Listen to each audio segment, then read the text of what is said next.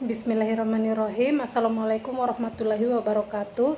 Perkenalkan, nama saya Ica Christine. Di sini saya akan membacakan hasil resume saya, yaitu dari kelompok 7 sampai 13 tentang mata kuliah analisis tingkat kesehatan bank syariah.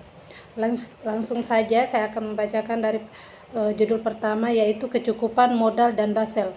Pentingnya modal dalam perbankan. Modal bank adalah dana yang diinvestasikan oleh pemilik dalam rangka pendirian badan usaha yang dimaksudkan untuk pembiayaan kegiatan usaha bank yang di samping untuk memenuhi regulasi yang ditetapkan oleh otoritas moneter. Untuk memenuhi modal sangat penting dalam perbankan karena berperan sebagai sumber kekuatan keuangan suatu bank. Model Basel I dan Basel II. Basel adalah sebuah nama kota di Swiss yang merupakan tempat perkumpulan para gubernur yang kemudian memutuskan pembentukan sebuah komite yang mempunyai fokus permasalahan pada regulasi dan pengawasan perbankan dan dinamakan The Basque Committee of Banking. Komite ini terdiri dari perwakilan bank sentral dan pengawasan perbankan negara-negara yang termasuk dalam G10. Basel I.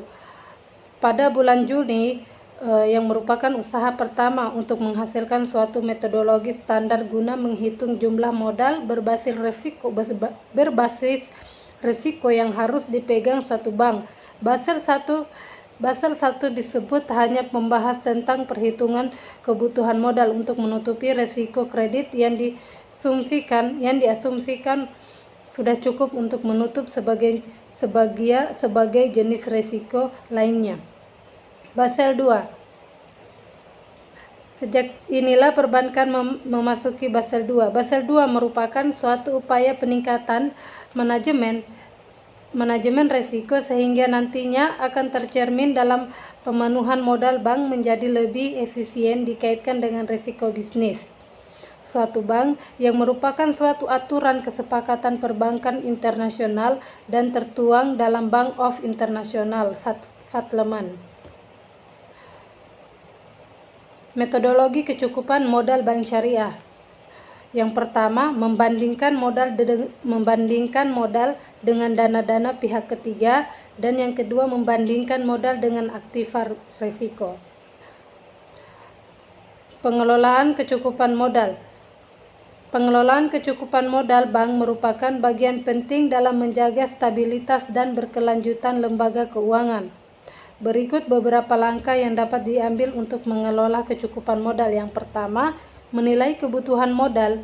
Kedua, menerapkan risiko kecukupan modal yang memadai. Ketiga, merencanakan modalisasi yang efisien.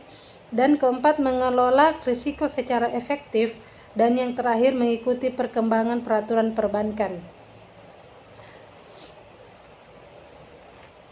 Lanjut pada judul kedua, yaitu tata cara penilaian tingkat kesehatan bank. Konsep penilaian kesehatan bank. Tingkat penilaian kesehatan bank merupakan hasil penilaian kondisi bank dalam rangka mengatasi risiko dan kinerja bank. Dapat juga dikatakan penilaian kesehatan bank merupakan cerminan dari kinerja fungsi bank. Bank yang sehat adalah bank yang dapat menjaga dan memelihara kepercayaan masyarakat, dapat berperan sebagai intermediasi, dapat membantu kelancaran arus pembiayaan, dan dapat digunakan oleh pemerintah untuk melaksanakan sebagai kebijakan, khususnya kebijakan moneter. Tata cara penilaian tingkat kesehatan bank. Tata cara penilaian tingkat kesehatan bank umum syariah dan unit usaha syariah secara individual. Penilaian tingkat kesehatan bank secara individual untuk bank umum syariah mencakup penilaian terhadap faktor-faktor profil risiko, rentabilitas, dan permodalan, sedangkan untuk unit usaha syariah hanya mencakup faktor profil risiko.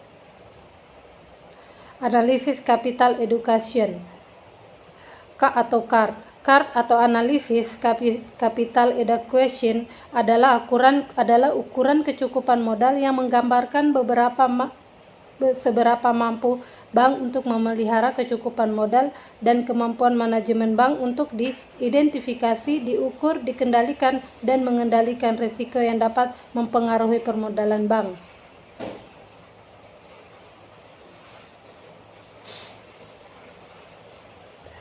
Badan Operasional Terhadap Pendapatan Operasional BOPO. Pengelola badan dan pendapatan operasional merupakan kemampuan bank dalam kinerja operasionalnya.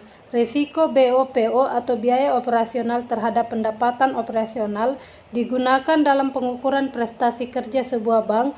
Biaya yang bank keluarkan untuk menjalankan usahanya ini disebut biaya operasional.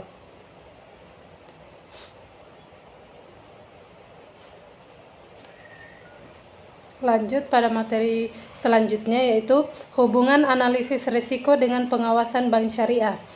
Manajemen risiko dan tahapan analisis risiko. Manajemen risiko adalah suatu proses berulang yang membahas analisa, perencanaan, implementasi, kontrol, dan pengawasan terhadap kebijakan dan pengukuran implementasi kebijakan keamanan. Fokus dari manajemen risiko yang baik adalah identifikasi dan cara mengatasi risiko. Tahapan analisis risiko yang pertama, identifikasi risiko. Kedua, pengukuran risiko. Ketiga, mitigasi risiko. Proses pengawasan perbankan. Pengawasan syariah dalam sistem perbankan syariah di Indonesia diatur dalam Undang-Undang Nomor 21 Tahun 2008 tentang Perbankan Syariah yang kemudian dijabarkan dalam peraturan dan surat edaran yang dikeluarkan Bank Indonesia. Struktur pengawasan perbankan syariah. Struktur pengawasan dalam perbankan syariah terdiri dari dua sistem, yaitu pertama, sistem pengawasan internal dan terdiri atas unsur-unsur rapat umum, pemegang saham, dewan komisaris, dewan audit, dewan pengawas syariah, direktur kepatuhan, dan SKAI Internal Syariah Review. Sistem pengawasan internal lebih mengatur ke dalam dan dilakukan agar mendapat mekanisme dan sistem kontrol untuk kepentingan manajemen.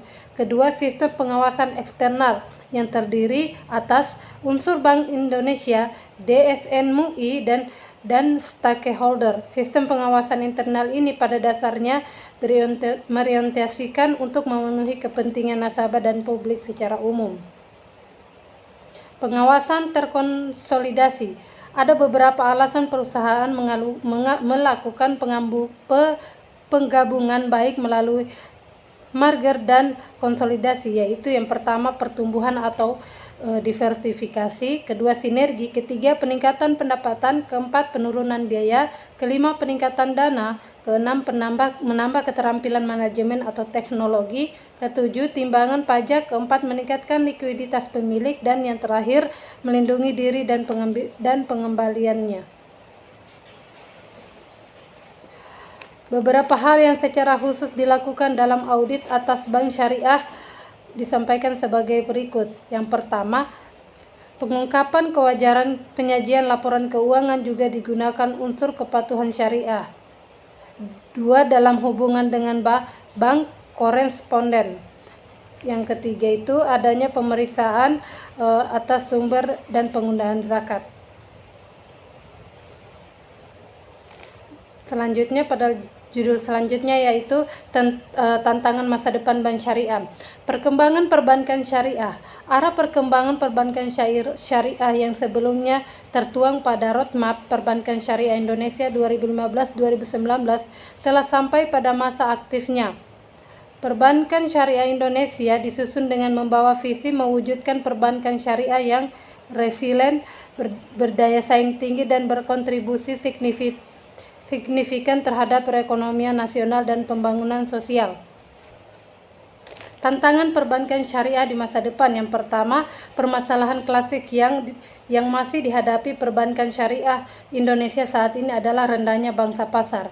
Yang kedua, minimnya pakar serta tenaga kerja yang menguasai ilmu perbankan syariah. Yang ketiga, produk dan layanan yang ditawarkan perbankan syariah masih kalah apabila dibandingkan dengan bank konvensional.